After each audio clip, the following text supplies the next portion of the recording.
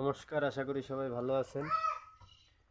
তো আপনাদের আজকে দেখাবো আমার যে বাচ্চাটার যে বাছুরটার খামারের লাম্পি হয়েছিল, ও এখন মোটামুটি সুস্থ আছে।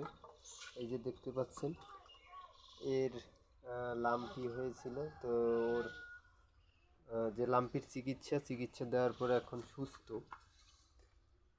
তো ওর আপনার যে লাম্পির যে গুটি জাগে সেগুলো কিন্তু বেশি পরিমাণে জাগে নাই, দুইটা দুইটা গুটির মতো জাগছিল। আর সামনে যে পা আছে, পায়ের গোড়া ফুলে গেছিল এরম বলের মতো।